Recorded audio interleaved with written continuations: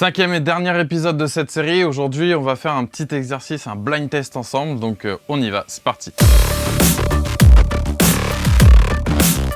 Bonjour à tous, content de vous accueillir pour ce cinquième et dernier épisode de cette série. À la base, j'avais prévu en fait de faire une vidéo sur les modes photo, la petite roulette que vous avez en haut. Mais effectivement, je me suis rendu compte qu'au final, je vous ai tout appris et que je préférerais largement que vous shootiez en manuel puisque ça vous permettra de n'oublier aucun réglage au moment de vos prises de vue. Donc le mode manuel, c'est le petit M du coup sur votre molette. Donc ce que je vais faire aujourd'hui, c'est que je vais vous présenter une série de 5 photos très différentes les unes des autres. Alors je vous ai un petit peu piégé, il y a des tricks et ça me permettra du coup de vous apprendre et de vous montrer vraiment une multitude de réglages très différents pour des cas très différents. Donc ce que je vais faire, c'est que je vous laisse 5 secondes à regarder la photo, essayer de l'analyser, de comprendre, et ensuite je vous explique pourquoi j'ai choisi ces réglages. Première photo.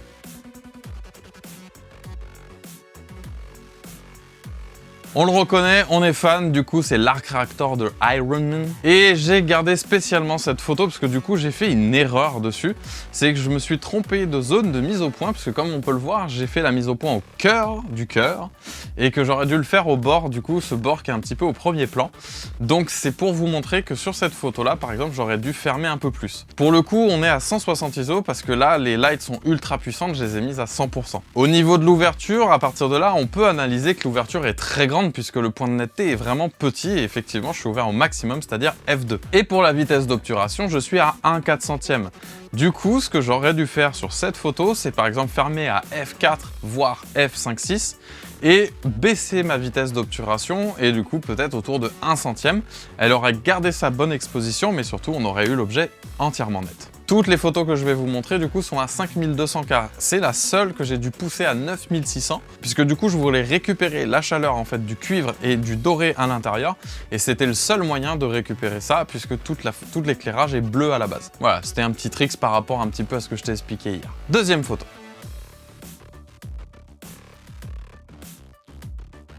Cette photo, c'est une composition, ça veut dire que c'est plusieurs photos du coup avec des masques et tout pour enlever le support du gâteau. D'ailleurs, il est largement meilleur que la photo, on va être d'accord tout de suite. Alors moi je le sais parce que j'y ai goûté, pas toi, mais bon c'est pas grave, on s'en fout, c'est pas le sujet. Sur cette photo du coup, on est sur l'ISO natif à 640 ISO, en tout cas pour mon X-T4. Et j'ai fermé à 7.1 du coup pour avoir vraiment un grand plan de netteté, pour avoir le gâteau le plus net possible du début à la fin.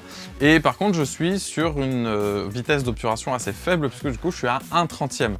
Et alors du coup ça ne correspond pas aux règles que je vous ai dit puisque du coup c'est shooté au 35 mm, donc il aura fallu que je sois au minimum à 1/70e.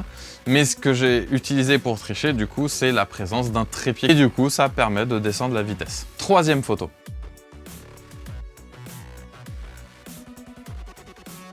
Là, je suis sorti, j'ai pris un petit paysage en travaux, c'est pas mal, il y a quelques couleurs à voir, donc c'est assez intéressant. Donc le premier truc à savoir, c'est que déjà je suis à 6400 ISO, donc c'est énorme pour de la photo de jour. Et en plus, je suis ouvert à f2, donc j'ai triché avec la vitesse d'obturation que j'ai montée à 1/8 millième. Et en plus, il y a un filtre ND4. Mais plutôt que de rester sur un truc comme ça, je vous propose de regarder la photo suivante qui est la même.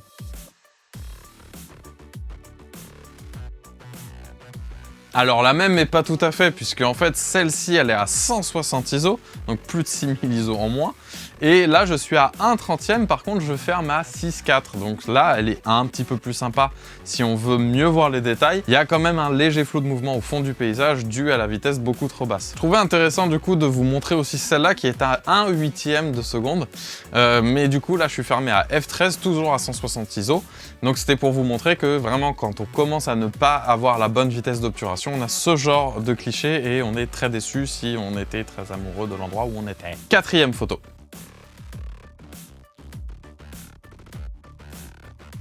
Je tiens à remercier Loïc du coup qui a bien voulu se prêter au jeu, donc merci mec, vous avez son Instagram dans la description. Donc pour cette photo, on est vraiment là pour le coup sur des réglages très classiques puisque je suis à 640 ISO, toujours l'ISO natif. Et ensuite, je suis à 1/200e. Et par contre, surtout, je suis fermé à f2.8 pour plusieurs raisons. C'est-à-dire que je voulais que l'arrière-plan soit flou, mais que lui soit le plus net possible. Surtout son visage, une bonne partie, qu'on ait un plan de netteté assez large pour bien lire son visage, mais qu'on ait l'arrière-plan flou. Cinquième photo.